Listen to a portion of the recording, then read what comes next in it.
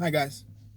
In my last video, I sat down and I spoke about, the coronavirus and how that attributes to fear versus logical thinking.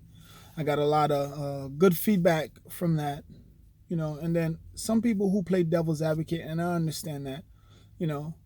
So it was a good dialogue. At the end of that video, I spoke a little bit about, regardless of what's going on with COVID, when COVID is over, the conversation that I don't want to continue having is that, oh, the whites are taking all the money and yada, yada, yada, you know? And since I've made that video, I have a lot of friends who are professional and they sent me a ton of video in regards to people who have the same stance that I do, that we need to do something to change that narrative and change that conversation, right?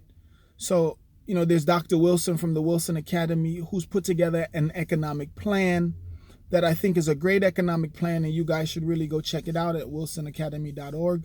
And that breaks down what we can do as a society to get us where we want to go.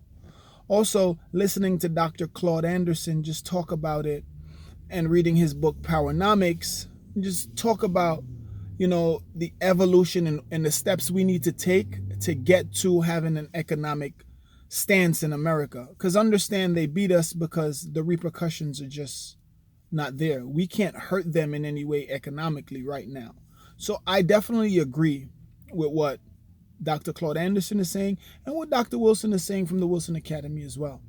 There was also a sister, Miss Kimberly Jones, who broke down, using the Monopoly board as the base, the years and, over 500 years, close to 500 years of institutional racism that has held us back and made us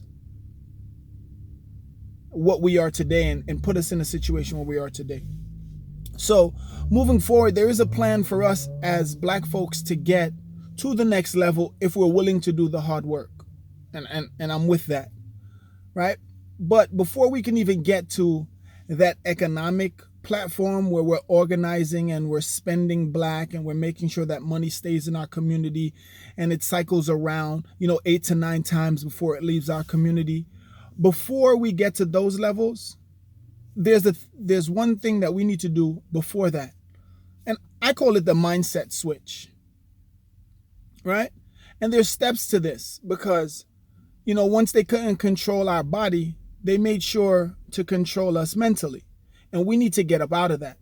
The first thing in the mindset switch is stop acting as if we're all different and finding another way to be divisive. Understand that the easiest way to control the masses is through fear and separation. And we're separating ourselves every single day. I'm not American Black. I'm Jamaican. I'm Haitian.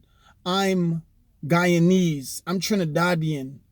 I'm Indian, so I'm not even Trinidadian, and all these things. At the end of the day, we are all Black, and we are all in this together. Please stop dividing us.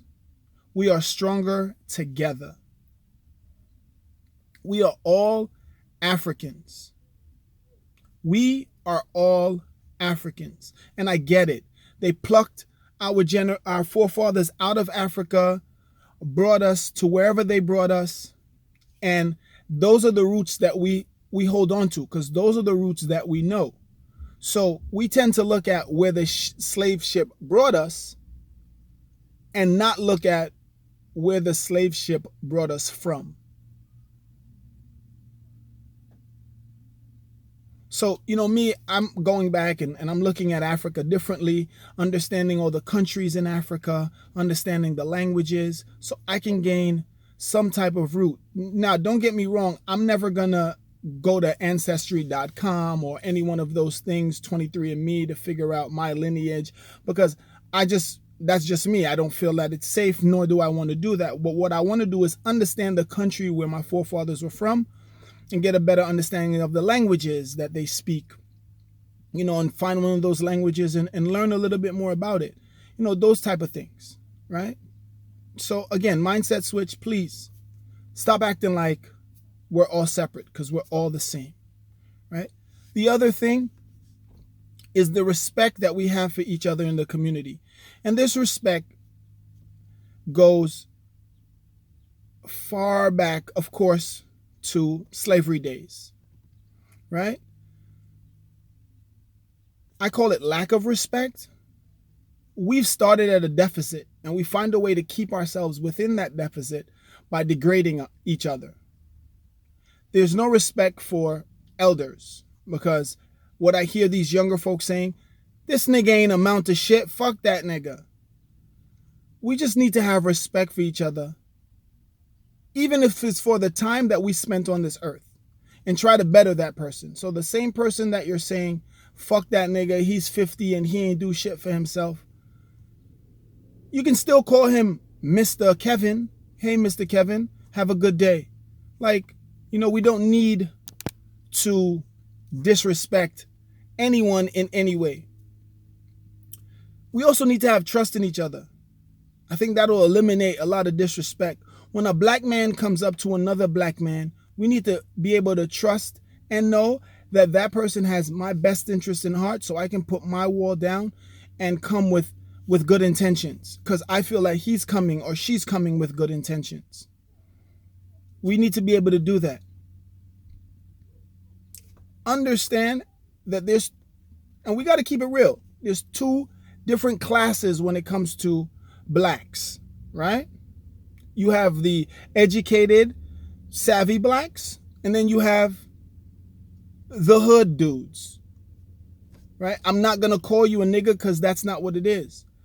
The hood people are the ones that I'm talking to right now. There's a lot of movement going on to defund NYPD and put those resources someplace else. That's a win for us.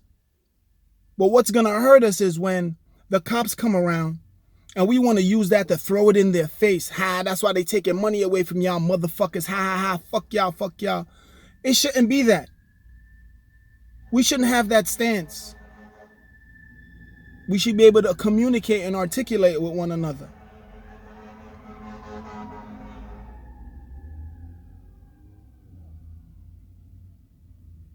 Dr. Frances Westling, she said, we're the only group of people that sing to dehumanize and degrade us. Fuck that bitch is a hoe, all that good shit. And we hear it, and the educated blacks use it as entertainment.